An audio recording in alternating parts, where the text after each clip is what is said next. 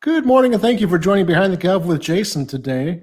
It's a snowy day here in Kansas City. Hopefully it's not where you are, but I'm really excited today to invite and to bring my guest, Tim Luke, on. Tim Luke and I have known each other for many years through the National Auctioneers Association. Many of you might recognize Tim from his early days with the Antiques Roadshow. He was on the first 9 or 10 seasons with that, weren't you, Tim? Nine seasons. That's amazing. Tim, thanks for joining us today. Hey, Jason, thanks for asking me. Great. Glad to be here. Good deal. For those of you who don't know, Tim has been in the antique auction appraisal business for quite some time. He started with Christie's, has had his own shop, has worked for Gurr Johns, and we're going to announce a big deal for him today. But Tim, why don't you tell our viewers a little bit about who you are, how you got involved and interested in the business, and kind of what led you to where you are today. Sure. Well, thanks again, Jason, for having me. This is really wonderful.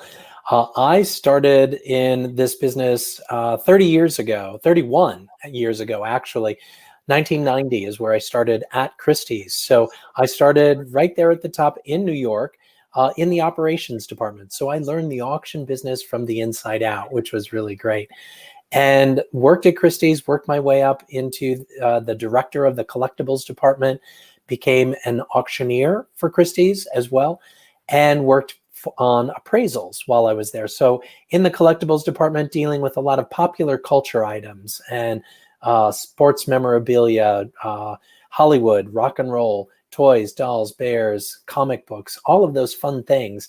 And that experience was what I like to call was like my graduate school or graduate training, which was great. And from there, I left and started my own auction appraisal events company with my husband, Greg.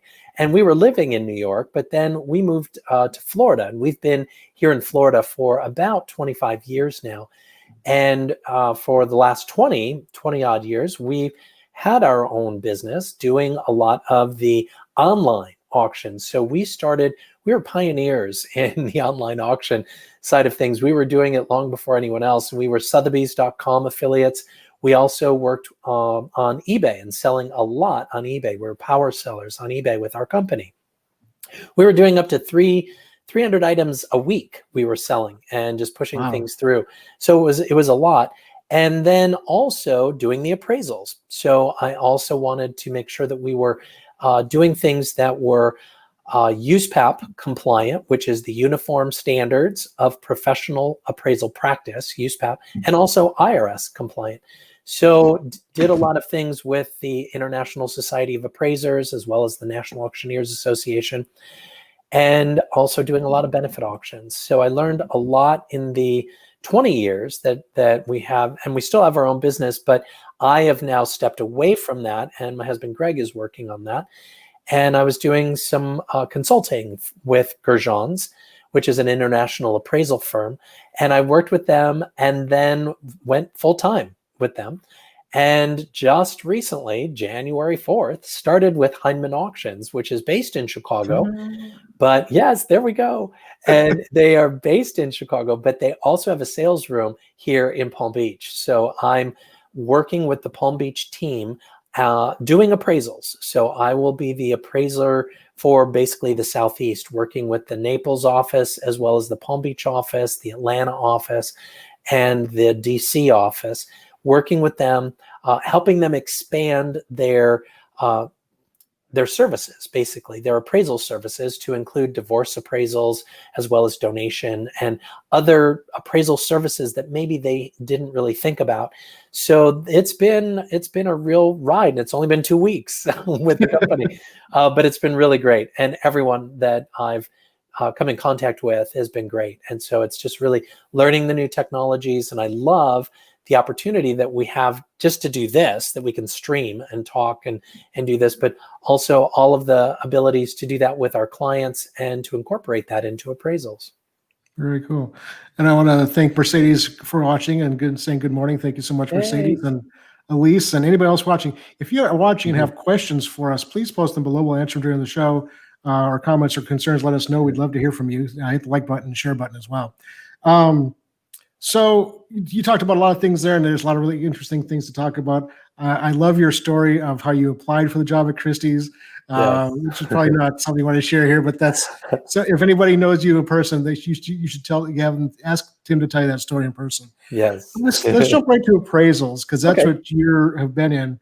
Although 300 items a week on eBay back in the day, that you guys are working hard. We That were churning. We were churning that out, and we actually we had a great space. We had a great setup as far as where we kept the inventory and everything. Once it received its eBay number, we knew how to put things so that we knew we can pick them. And so it was Greg and myself. My dad, my parents had moved down to Florida, and Mom was transferred from a key bank up north, and then she was working down here. Dad came down, and we said we put him to work. He was our maintenance man, our packer, our electrician, our handyman. He did everything. And we also had a receptionist and somebody who did the photography. So because we just actually, when we started, it was just the two of us. But then in order for us to do business getting and pick up a lot of things, we needed to have people in the office just to keep everything going. So that was a real challenge. And especially with the technology, and remember the dial-up. It was nuts just to think about what we were doing. But we were there on the cutting edge and at the very beginning because things were selling crazy and people were looking and they were buying and they were loving it. So we really, we for the however many long years we did that, it was great. It did get to a point though where I just said, okay, I can't keep doing this. I can't keep feeding the machine. We need to focus on appraisals. Let's diversify our business. And if you are a member of the NAA or have taken a CAI class, I do a business communications class that I talk about what happened in that and how I transitioned so that I could really change the way that we not only communicated with our clients, but what it is that we wanted to do with our business and how we were going to change it. Yeah, and I've taken Tim's ICAP class, and I still get benefit from it today. And that was great 5 years ago in Vegas, 4 or 5 years ago. Oh my God, we're getting old, Jason. Yes. Oh, yeah.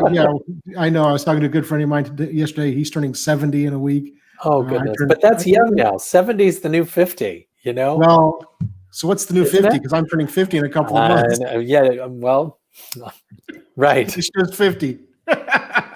Pretty much. So you transitioned to doing mainly appraisals, and you mentioned USPAP. And real quick, I think there's a confusion out there about what appraisals are and can be, and for auctioneers in particular, an evaluation versus an appraisal. Kind of talk to our viewers a little bit about the differences and what they should be thinking about when they're inquiring about these services. What's great is that a valuation service encompasses everything that is placing a value on something. So auctioneers are part of that valuation service. Appraisers is a very small subset of that because they have to follow a certain standards. That's the uniform standards of professional appraisal practice. Within that, there's also you're acting as an appraiser. So when you do that, you have certain obligations to follow, whether it's, there's the ethics rule, there's the record keeping rule, there's the scope of work rule. There's a lot of rules and there's a lot of standards that you follow. A lot of times when clients are calling, and especially if it's an auction house or an auctioneer, they have been programmed, probably because Antiques Roadshow is, I need an appraisal. And what you see on Antiques Roadshow is really more of a valuation because it's a lot of auction professionals, and maybe they are appraisers, but they're not acting as appraisers. They're acting as valuation specialists. And let me put it in a different realm because you might get this easier. When you think about real estate, when you go to, you have your real estate broker come in and they say, oh yeah, I think we can list this at about $300,000 to $400,000. Well, is that an appraisal? No, because you have to get an appraisal. They're just saying, here's what I think the market will bear. They've done a little research. They know from their experience. They're not acting as an appraiser. It's the same thing on Antiques Roadshow, is that they're just like that agent. So instead of being a real estate agent, they're an antiques agent, or they're a stuff agent, and that they do know what the market's like. They know what the values range or where they're close to. So that's really what's going on. And I think being able to separate those two things make a big difference, because what happens on Antiques Roadshow or your broker, that would not be acceptable to the IRS. That would not be acceptable to a judge in a divorce case or to an insurance company in a damage claim. Those are the areas, primarily IRS, especially for death or for gifting or for donations. A judge, if it's for divorce or equitable distribution, whether it's between the heirs or between the spouse and the wife, the spouses, or an insurance company, whether it's a damage claim, and there are liabilities of how much is this worth and what do we need to pay them out. So that is where an appraiser then comes in, and there are certain standards that are followed. There are certain things that need to be included in that appraisal report. And that's why a lot of people say, well, if I go to the Antiques Roadshow, it's free and they can tell me what it's worth. And you're going to charge me X amount of dollars, $2,500 to do this appraisal. And it's like, well, yeah, but that isn't what we're doing. Much more than just what they were doing, because what an appraiser has to do is justify their value. They have to be able to show the reader of the report, because you never know who's going to see this report. They need to be able to justify that value so that everybody understands how they arrived at that value, as opposed to the individual who appears to have just pulled a number out of thin air and say, this is what it is. That doesn't happen either. There's a lot of research that goes into before getting in front of the camera with the stuff. So when you say justify their value, you mean their value as in the value of the object, not the value of the cost of the appraisal? Both. I would say both. True. That I do believe that, and this is something that in my 30 years I've really, really realized, is that a lot of people need to understand the justification behind the fees. And to say it's not just looking up a value and saying this is what it's worth. It's interpreting the data and being able to look at it, because a lot of times there may be items that, because of the size difference, the value will be different, like in fine art or in multiples, prints and multiples. And the client might have one that is the most mass produced, but they don't understand it. They just see the image. So it's up to us. And they are coming with one preconceived idea of what the value is. We are also saying, no, with our research, this is why the research is valuable. We are getting down to exactly what the research is for that specific item. And I think that's where a lot of people they don't understand what goes into it, is that they just think, well, I can do that research. I can just look it up. Well, no, we look at multiple sites, because we're looking at the market to say, here's what's trending across the marketplaces. And we may have access to databases that they don't have access to. So we're able to see where things are selling. And then we consider all of that information, analyze it, and then come up with our figure to say, here's what this is, depending on what the appraisal's for. So if it is for fair market value, or if it's an IRS case, let's say for donation or for estate tax purposes or gift tax, then it's one level, and there's one level of the market that you're looking at. But if it's retail replacement value, that's an entirely different value, because we're also incorporating, if it's a piece of fine art like the one behind your head, is that we would include the value of having that reframed and putting the mat in there. So it's going to be it'll be more, and it will include that, because an insurance company needs to know how much is it going to cost to get you to whole if that was damaged, lost, or stolen. Yeah, and it's a really easy and complicated thing at the same time. We deal with this a lot in jewelry, especially. Well, Yes. It's been appraised for $3,000. We mean it's only selling for $600-$700 at auction, because Right. it's, like you said, it's the insurance company making you whole at the end of the day. Right. And so if you're going and making you whole at the end of the day, means you can go out right now and buy that. And if that's what somebody is selling it for, that's what it is. And this is not a hard and fast. Please, anyone who's an appraiser, don't. This is what I think. When you say $3,000 at retail, my thing is always, well, and what did you say? $600 is what it would probably sell for at auction. Yeah. So you take a zero off the end and, you either cut it in half or you double it. And that's usually where, depending on how over they've put the retail or how under they put the retail. And that's something from an auction standpoint, not from an appraisal standpoint. But I see the same thing in fine art. So if you go to a gallery, your local gallery, you have to understand what goes into the value. That piece of artwork at that gallery may be $10,000. Well, the artist is probably lucky if they see 4,000 of that, if it sells. And the rest of that is to help cover the rent, the lighting, the promotions, all of the marketing, all of those things and advertising that goes into it. So when I get to it to say fair market value, we don't include all of that. And that is part of something that I like to explain to a lot of our clients, especially when they're doing retail or if they're doing a benefit auction.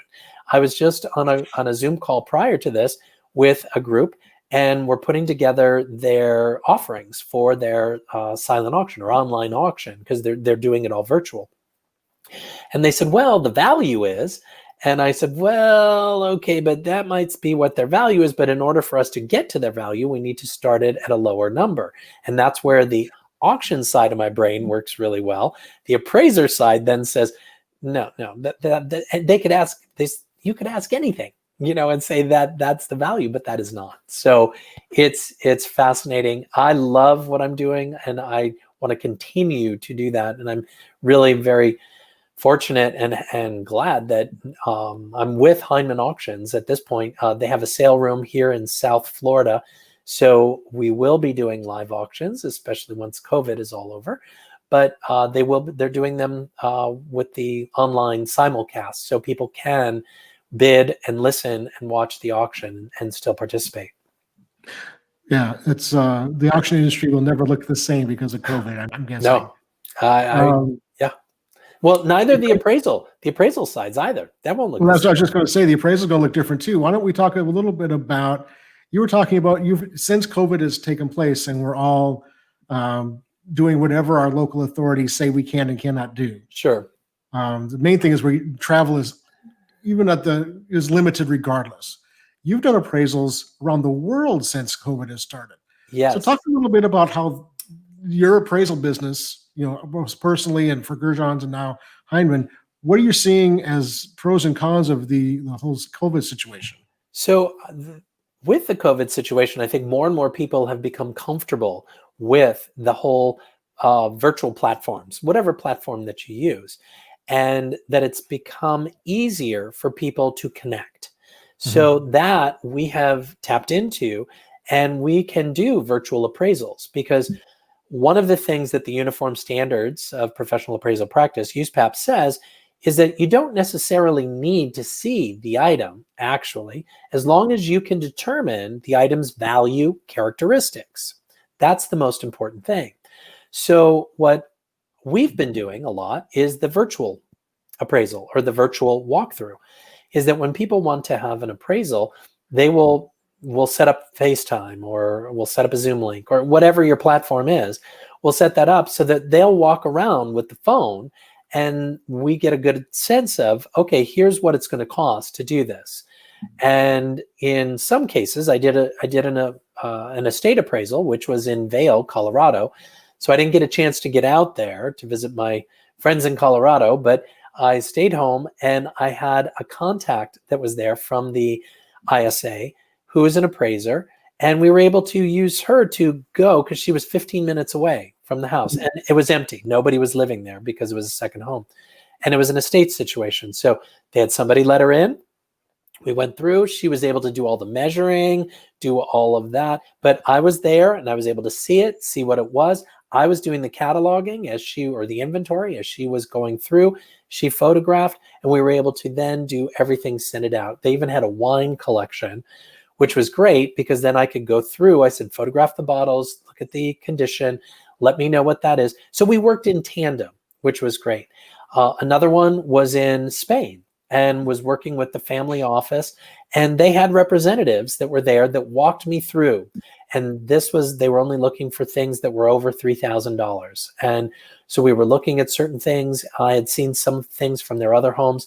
So I was able to very quickly say, send me photos of this, this, this, this, and this. And then I did the cataloging, they did the measurements, and I was able to do the research and do that and get them their report. So it's very flexible, and we can do that not only for the appraisals, but also for auction, just so that you can see what's, what are we going into. Right. You mentioned something in there that was interesting for our viewers. They only want to appraise items that are worth more than $3,000. Is that your idea? Is that their idea? Why would that be important to consider? Sure. Well, and that is, sometimes it depends on the state or local laws. So a lot of times what I tell people is that I'm an appraiser, and I am not an attorney, and I am not a tax or financial advisor, is that you do need to speak to those people, and we are directed by them to do our job. So for some cases, depending on, especially in estate situations, that there are specific forms, and I think it's the 703, and I don't know the number exactly, but because I'm not a financial planner, but I know that there is a form that they're only interested in things $3,000 and over. So as an appraiser, we're going in, we're still doing the appraisal because we have to determine what's under $3,000, but we are looking at things and saying, oh yeah, this, because they need it for a specific reason. So we can do that. I did one in Washington State, actually, and there's a whole thing about inheritance and inheritance tax, and we only focused on things that were above a certain level, and I forget what that level was, but that was a whole separate thing too. So as appraisers, we're not determining that, they are. And there are some cases for insurance. The insurance, maybe they want to do a schedule, or they only want to appraise items that are $10,000 and up, because everything else might be covered under their general blanket. And there again, we tell people we are not insurance professionals, that you need to check with your provider, because they will then tell you what needs to be included or what should be scheduled at above a certain level. Right. So putting on your auctioneer hat, when you're looking at things, those terms that Tim uses a lot, the auctioneer hat, appraiser hat, right, evaluator hat. When you're looking at estates as an auctioneer / appraiser, and people ask, well, what should I do with these things? How do we get calls a lot for appraisals, and people looking out for an appraisal but an evaluation. How do people best determine what they need in that realm? One of the first things is that we'll ask, what are you going to do with the report? That we're going to give you a big, long report. What are you going to do with it? They say, well, why do I need a big report? I just want to sell it. And then we know. So one of the great questions that is, what are you going to do with the report once you get it? And they immediately are like, well, I don't need a big report. I just want to know what these are worth.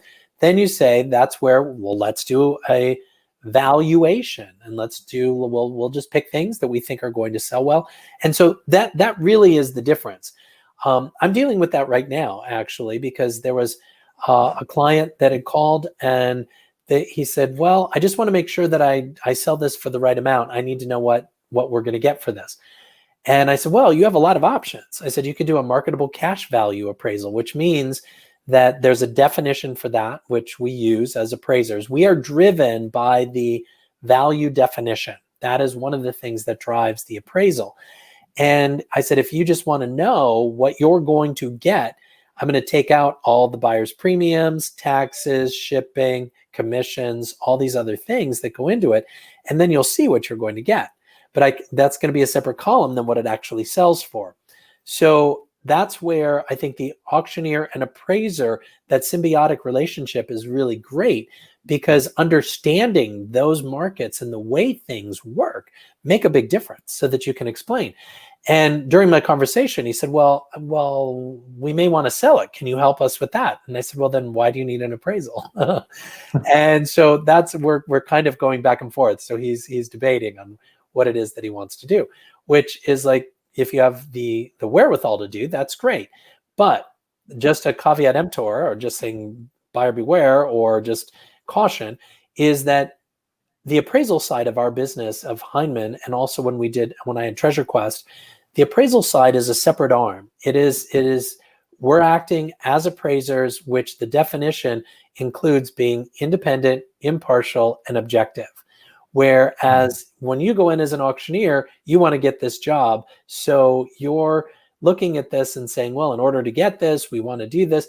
And when I go in with both of them as the appraiser and auctioneer, I have to know which hat I'm wearing so that I could say, okay, if we're doing the appraisal, we're doing the appraisal first. We will then talk about the sale of items after the appraisal is completed, because I don't want to be biased in any way or have any appearance that there is any bias, that because there have been a number of court cases where both Christie's and Sotheby's have lost tax court cases where they also had blatant mistakes that were made all along the way.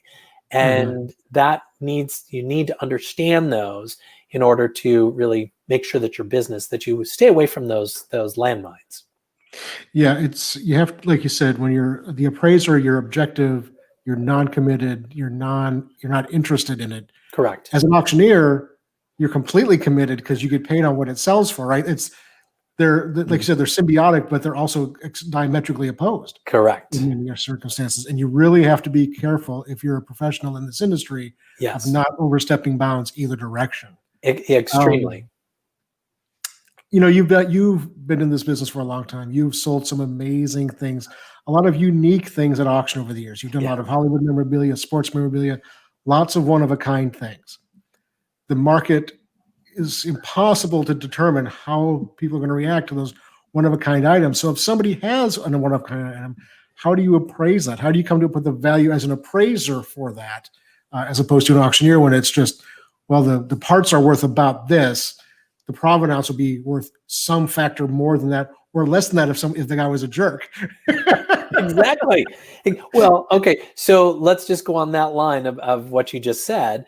Is which just came to my mind when you said that, is early in his presidency, President Trump had a number of drawings and signatures and different things that I actually I helped sell at Julien's auctions out in Beverly Hills, and it brought $13,000, $14,000, something like that at auction, which was great. Someone came to me last week. It was a month ago, said, oh, I have another one of those. We want to sell it. And I looked at the market and you can see that it just really, there was a dive. And you mentioned something interesting about provenance. Provenance is that intangible side of personal property that you really can't physically touch, but adds value to that personal property.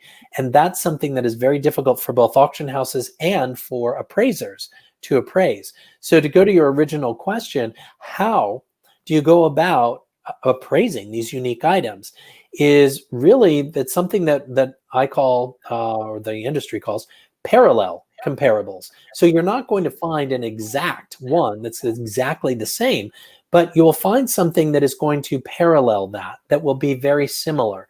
So if you find something, if you have golf memorabilia, and maybe it's, whoever it is, if it's Tiger Woods, that's quite unique for if it was his golf clubs, let's just say, that he used in the Masters. How are you going to appraise those? And okay, well, there's the actual cost, there's this, but let's see what other golf clubs, whether it's celebrity or other phenoms in that field, and let's see if there's something like that. And you make a parallel comparison, because maybe it's this is all we can find in the marketplace. They're lesser because this is more of a tier 1 sports player as opposed to the celebrity, which would be a little bit different. So there's a number of different ways that we have as appraisers to go about looking at the items, arriving and justifying that final value. And that's really what we are tasked. And that is why it costs so much to have an appraisal done, is that sometimes it's very difficult. You have to do a lot of searching, going down a lot of rabbit holes to try and find, well, wait, I can't find anything. Wait, what?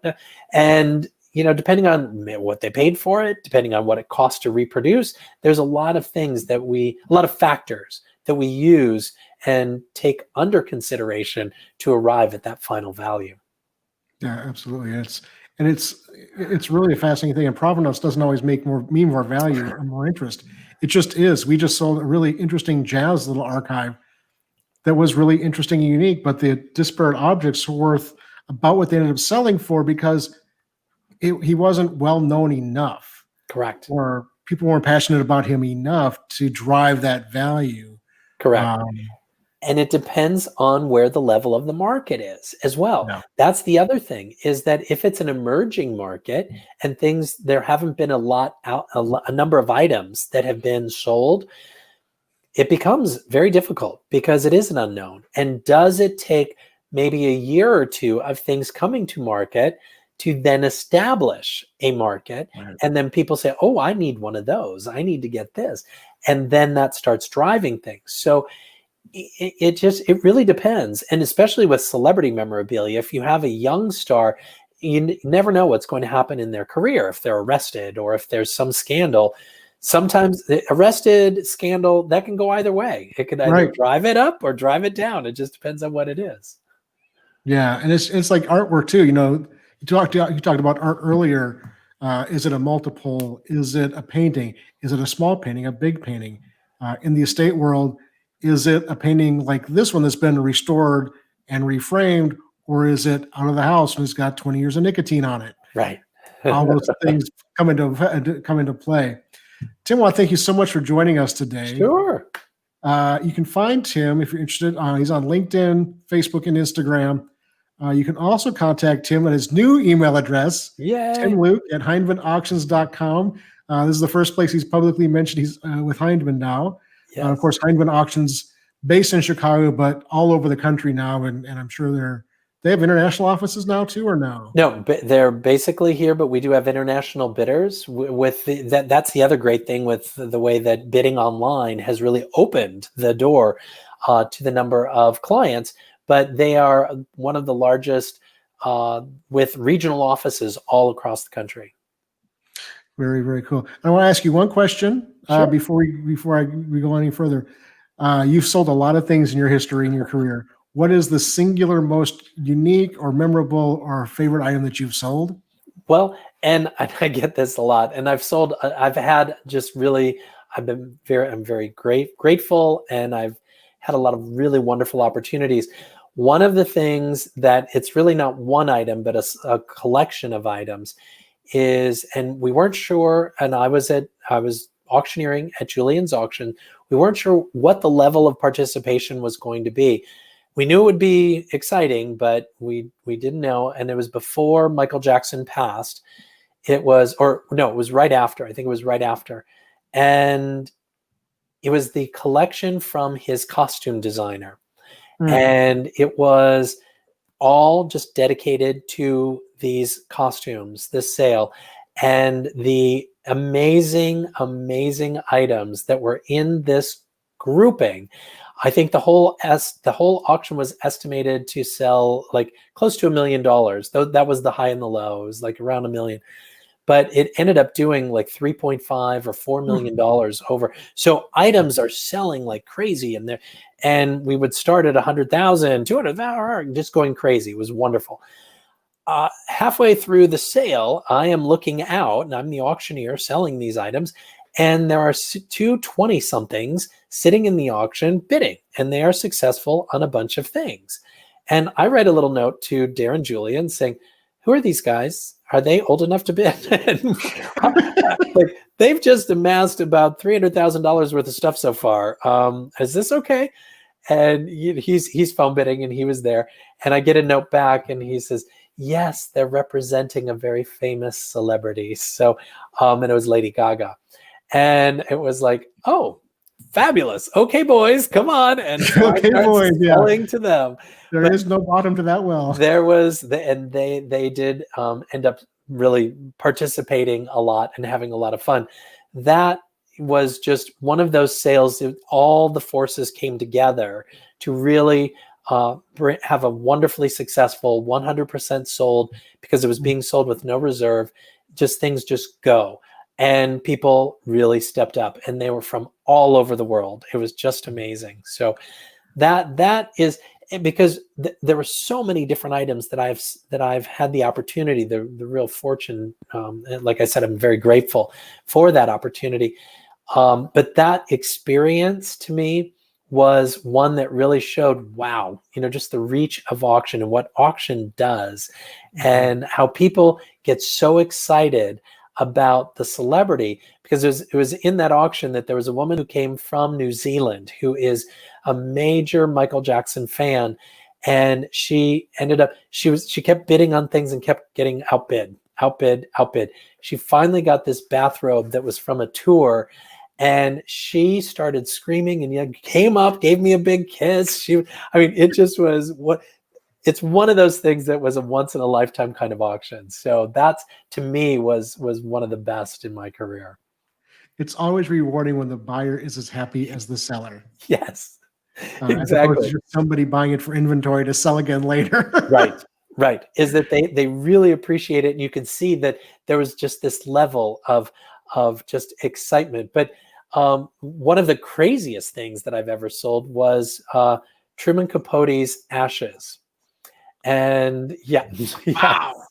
Yes. And again, that was at Julien's, and that was bizarre because the box had not been opened.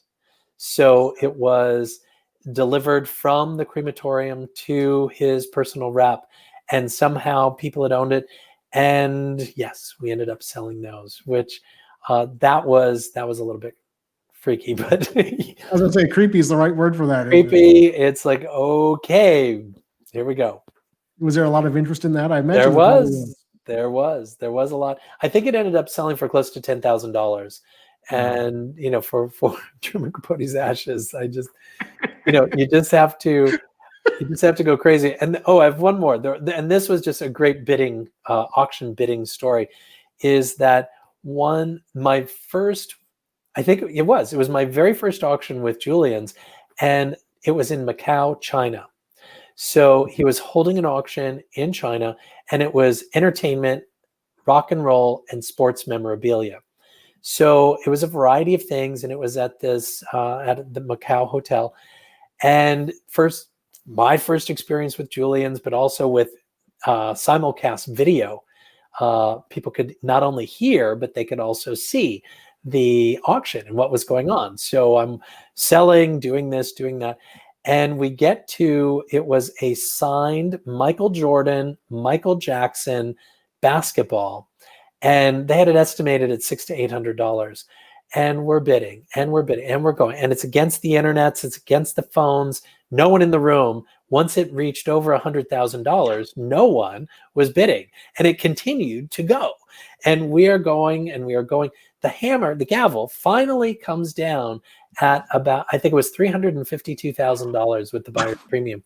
Yeah, for this deflated basketball with these two signatures. And it just was one of those. It never ceases to amaze me what people will put their paddle in the air for and how much they will spend. Wow. 352. Holy cow. Yes. That's insane. Yes. I could, that is also the power of the auction side. Now, let's look at that from the appraisal side. So this would actually be a really good case study. So from an auction side, nobody understood. One of it just was a freak thing that this did. It's what I like to call testosterone bidding. Is that people just were going, and it came down to two people at the very end, and they just kept, nope, you're not going to get it. Yep. So from the appraisal side, if there was another one that was like that, is that the value? Well, probably not, because that you have to know. Me having been in that situation, I know that there was a lot of crazy bidding. You also there are clues. You look at the auction estimate and you see, well, they estimated $600 to $800 and then it sells for this. Well, did they get it wrong? No, that was the crazy bidding. And that happens in a number of sales. And that's part of the skill, I think, that appraisers develop and also auctioneers, because if you're trying to put a value or an estimate, auction estimate on something, you have to look at those things. So, the difficulty becomes the public, they see that big number. So they think, well, wait a minute, mine should be worth that as well. It's like, well, no, not everybody's is worth that. Yeah, and most things aren't 352,000, but furniture is a very common thing that we all sell as auctioneers. And sometimes you get two people who just need to have that dining room set, and it brings $7,000 when you would have estimated you were expecting $500, $600, $700 out of it, Right. or 1,000 or 2,000. And so, yeah, that balancing expectations as an auctioneer, versus previous sales and unknown expectations is always a challenge. Tim, I always like to finish the show by allowing my guests a couple of minutes to just talk about anything that we didn't get a chance to talk about today that you'd like to add, or whatever you'd like to share in addition to what we already talked about. So go ahead. The floor is yours for a couple of minutes. Thank you, sir. I would like to just make people aware that, yes, we are going through this. We're ending, hopefully, we are at the end of this whole COVID period. And that has really affected the marketplace. From an auction standpoint, I think that it's really been a positive in the side of, if you're using technology and if you're able to really get out to your clients, you're able to really keep them, and they're going to remain active. They're going to get used to bidding in that environment, which is really great. From an appraisal standpoint, is that it also has changed the market. We are looking at the way things are selling, where they are selling, and what is going to be the future. And I think from an appraisal standpoint, I'm looking at maybe toward the end of this year and maybe into next year. It may take that long, just depending on the vaccines and about how the virus is really traveling through the population. But I think we're going to see a big upswing in market values. So if you are a collector, you should get out there and start collecting and get those things that you love. If you also need to have an appraisal, please reach out. Or if you have appraisal questions, I'd be more than happy to talk about the process, what goes into it, how they are determined, how value is established, all of those things, because I think that we don't have enough of that education out there for the general public about value characteristics. What makes something valuable? Is it the size? Is it the medium? Is it the paint? Is it the engine? Is it whatever it is? There are certain things that make pieces more valuable than others. And I think that if you are interested in that, you should check that out. Also, if you're interested in being an appraiser, there's a lot of opportunities that are out there, as well as auctioneer, and a number of great organizations. The National Auctioneers Association is one, and also the International Society of Appraisers. So that's my soapbox. And go to HindmanAuctions.com to check out all of our offerings. Not to compete with Jason, but just to take a look. Yeah, there's like you and I have talked many times. There's competition, but there's plenty of work for everybody. Exactly. And Hindman's in different places and different levels than we are. So, not that I don't want to get there, right? But, and you will. Yeah, maybe. It's not. Not if you say maybe. Well, I may not want to get there. I don't want dozens or hundreds of employees either. I mean, well, that's true. And so you have to scale it, and you have to see, what is my level? And that's what I did with our business. As I said, what is it that we want to do, and how do we want to get there, and really map it out so that you will be surprised on what comes up. Absolutely. Tim, thank you so much. Like Tim said, if you're interested in becoming an appraiser or an auctioneer, Tim is very active in both the National Auctioneers Association, the International Society of Appraisers. He is instructor and teaches. He's a teacher of teachers in both those organizations, yes. and is a font of information, as you all well know. Thanks again for joining us, Tim. And thank you all so much for watching Behind the Gavel with Jason today. We do this every Friday and really enjoy bringing guests to you from around the world. If you have questions for us, you can always reach out to info@kcauctioncompany.com. Give us a phone call at 816-283-3633. You can always reach out to us at those places if you have questions about our speakers today or in past, or have ideas for speakers in the future. We'd love to hear from you. Next week, I'm going to do a rerun. We're building out our new space, and it's just getting too crazy to book guests and do the show, right? And manage a building build out and auctions and everything else. You've got your hands full. Yeah, it's exciting and fun, but I think Behind the Gavel with Jason, just a rerun next week of somebody. Tim, thank you so much again for joining us. Enjoy that terrible weather down in Florida. Yes, we're in Florida, sorry. But yes, and Jason, heartfelt thanks. Thank you so much for having me on. Much appreciated, and all the best to you and your family this year.